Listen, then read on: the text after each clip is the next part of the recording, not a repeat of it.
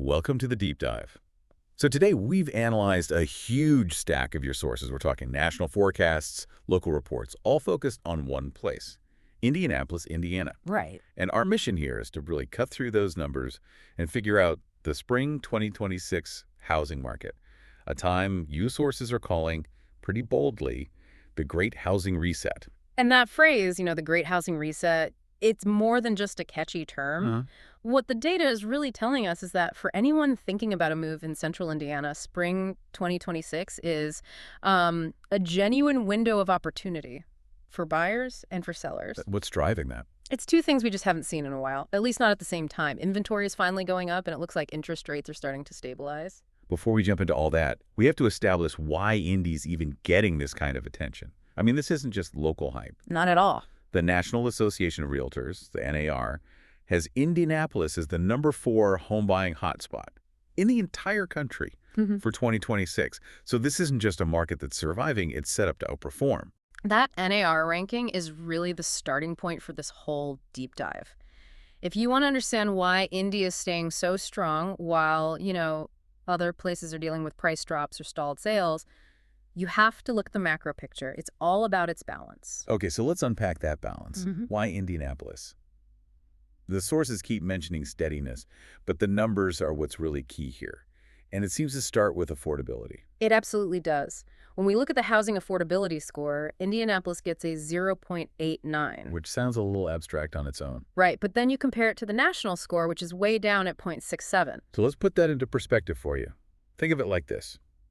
For every dollar a family needs to spend on housing nationally, a family in Indy only needs about 89 cents. Exactly. That gap is the core of its resilience. It's a huge buffer. And that affordability isn't happening in a vacuum. It's backed by some really solid economic growth. We're talking job growth projected at over 1.1%. Plus all the infrastructure projects, right? Like the transit expansions. For sure. And what's really crucial is that this growth is tied to specific companies. The sources explicitly mention Eli Lilly, for instance, driving these massive relocation moves into the area. And that's not just jobs. That's a signal of long-term confidence in the region, which just fuels more demand. Exactly. So when you look at the consensus from, NAR, Realtor.com, Redfin, they all see national sales up maybe 1.7 to 14%, prices up a little, 2 to 4%. Modest gains. Very modest. But Indianapolis is expected to beat those averages, and it's precisely because of those specific job and infrastructure advantages that the rest of the country doesn't have in the same way. Okay, so that brings us right to the heart of this great reset. It's really all about two things, right? Supply and borrowing costs. Let's start with supply, because that seems to be the big change it's favoring buyers. It is. We've been seeing a really significant inventory surge. Your sources are pointing to a jump of 20, maybe 30% compared to 2025. Wow. Right now, the data snapshot shows over 6,000 homes on the market. And to put that 20 to 30% jump into context for you, for every 10 homes you saw for sale last year, now you're seeing 12 or 13. That's a difference you can actually feel when you're out looking. And that supply shift, it directly changes the case of the market. The leverage has really moved away from sellers. We're seeing that reflected in the days on market, the DOM, which is now sitting around 30 to 50 days. A 30 to 50 DOM is just a whole different world from the instant sales of 2024. But does that risk scaring off sellers who remember those bidding wars? Could homeowners just decide to stay put? That's a valid concern, and if it ships too fast, you could see some volatility. But right now, the rate environment is really the key. That's the other side of this reset. Okay. Right now, mortgage rates are averaging around 6.3%. But what's getting the market excited is the hope of some rate relief coming. That's the light at the end of the tunnel everyone's been waiting for. What are the big projections saying? Well, Fannie Mae is suggesting that rates could dip into the low sixes or maybe even sub 6% later in the year. And that potential for even a small drop is what could just trigger a huge surge in demand. So what does that mean for all those buyers who've been sitting on the sidelines? Give us the hard number. If rates do dip towards that 6% mark, the analysis projects it could unlock over 42,700 qualifying households just in the local area. Wait, 42,000? 42,700. It is an enormous amount of pent-up demand just waiting. That number is incredible. So that demand plus the rising inventory. That's why the sales forecast is so strong. A 15 to 18% jump. Exactly. It really feels like a strategic window. But I'm guessing that opportunity isn't spread out evenly across the whole metro, is it? We need to know where the demand is going. Absolutely not. The key takeaway from looking at the submarkets is variance. So overall growth in Indianapolis might look modest, 2 to 4%, but then you look at the suburbs and it's a completely different story. Wait, so if the suburbs are hitting like 10 or 12% growth, but the overall market is only at 2 to 4, how does that affect someone buying in Indianapolis proper? Does all that money flooding into Carmel and Fishers hurt downtown? That's a great question. Indy proper actually remains the affordability leader. It has this wide median price range, somewhere between $224,000 and $310,000. It's absorbing a lot of that new inventory. So it's kind of insulated. To a degree, the high-growth areas are attracting those high-earning relocators, which is why their projections are so much stronger. Let's break down those 3 big suburbs from the sources. Start with Fishers. Okay, Fishers is projected for really solid growth in that 5 to 10% range, and the drivers are pretty clear. It's family demand, amenities like the Geist waterfront, and pretty quick commutes. And the median price there? It's sitting between $350,000 and $434,000.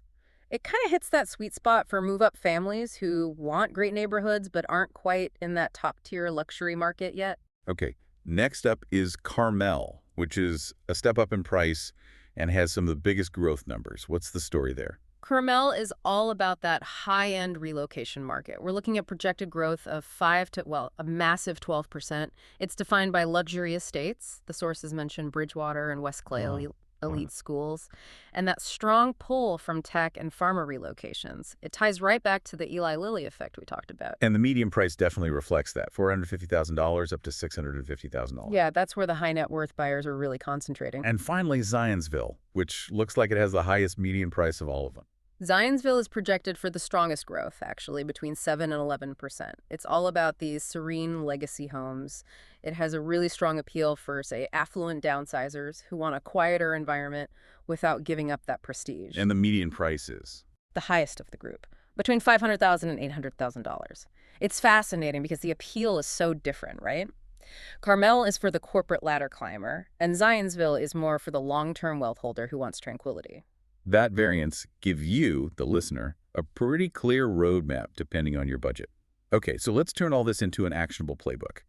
If you were one of those 42,000 buyers waiting to jump in, what do you do right now? For buyers, the key is to move early and be proactive. First thing, get pre-approved immediately, lock in that 6-ish% rate environment before the full spring chaos hits and competition spikes. And with more inventory, the strategy has to include aggressive negotiation, right? I mean, we saw that 56% of listings had price cuts in late 2025. Absolutely. That is a huge indicator of seller motivation. Buyers should be negotiating on price, on contingencies, and if speed is what you need, target homes under that $300,000 mark in Indy proper. That's the sweet spot. What about for a buyer looking at, say, a $350,000 home in Fishers? They've got more competition, but also more inventory. What's the number one rule for them? The key rule there is to avoid overbidding. You don't have to anymore. You have time to breathe. The inventory is there. And I can't stress this enough, focus on inspections. Don't waive those critical protections just because you're in a hot area. That makes perfect sense. Okay, let's flip it. If you're a seller, what's your playbook? The leverage is not what it was. For sellers, it all comes down to realism and presentation. First, price, realistically, right from the start. Don't look at 2024 comps. Second, staging is more important than ever. It can get you offers that are 1 to 3% higher. And timing is everything, especially with all these buyers about to jump into the market. Yes, list early in the spring. You want to catch that first wave. And if you have a high-end property, say, near the Geist waterfront, you have to highlight what makes it premium. Generic descriptions just won't work anymore. Okay, before we wrap this up, we need that dose of realism, the risks and realistic outlook section. What could derail this perfect spring reset? This is the big question. What if that rate relief never really shows up? The risks are basically threefold. One, stubborn inflation keeps rates above that 6% mark and buyers just stay home. Okay. Two, broader recession fears kick in and that corporate relocation slows down. And three, inventory keeps climbing so fast that sellers who wait too long lose even more negotiating power by the middle of the year. That's some crucial perspective. We've covered a ton of ground today, from Indy's top 4 national ranking all the way down to strategy. But the core takeaway seems pretty clear. Spring 2026 is an optimistic reset for the Indianapolis housing market, It is. It's a moment of peak activity and improving affordability. a real window of opportunity. It is. So if we tie all this together for you, Oh. we've seen Indy's strength comes from two very different pillars. You have the strong corporate money-fueling luxury growth in places like Carmel, Wow. and you have amazing affordability keeping Indy proper active. So here's the final question to think about. If those projected lower rates don't happen this year, which of those pillars feels the slowdown first? Is it the high-end relocation buyers in Carmel? Or is it the affordability seekers downtown? That's the structural risk you should be mulling over as you watch this market unfold.